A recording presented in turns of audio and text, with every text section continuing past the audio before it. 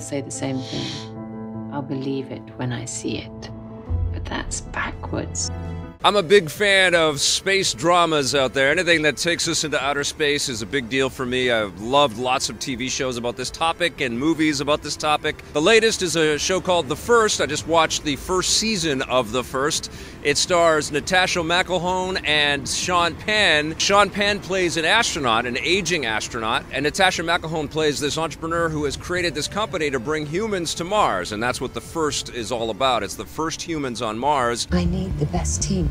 The first episode sort of kicks off with a pretty shocking surprise, and I'm not going to spoil anything here for you.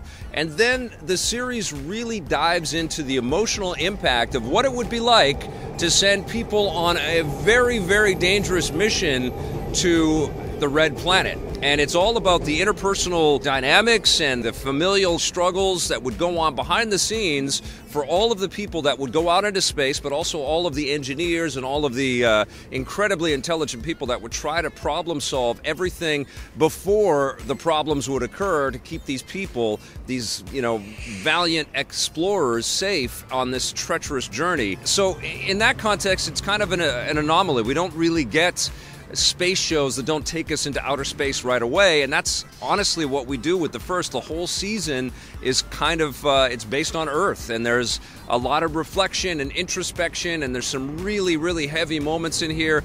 Of course, these people are flawed individuals. As heroic as they are and as fit and intelligent as they are, they also have lots and lots of inner turmoil and lots of conflict at home. And so they have to grapple with all of these things while still preparing to go into outer space, and possibly for the last time ever, because we all know that it would be a treacherous mission for anyone.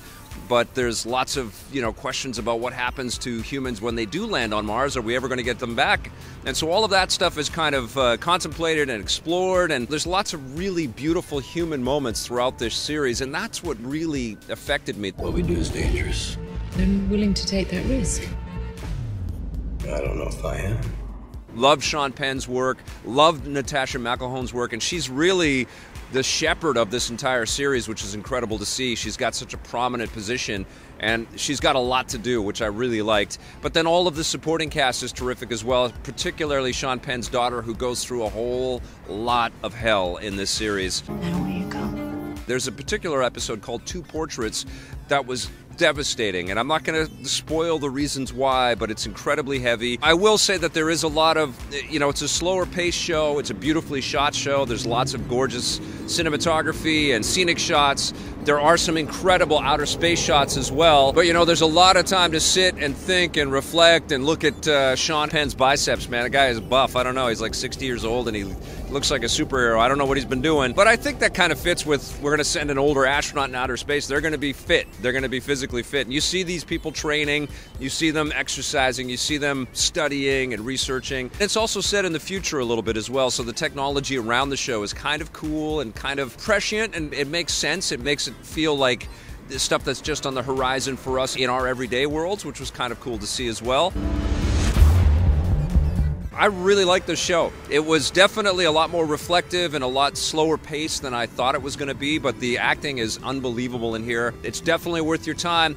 Give it the time, though. It's not one that you're going to want to race through. I'd say watch it gradually, like watch an episode a week or something like that, but I pretty much guarantee if you open your mind to this, you're going to dig it a lot. I'm going to give The First an 8.5 out of 10.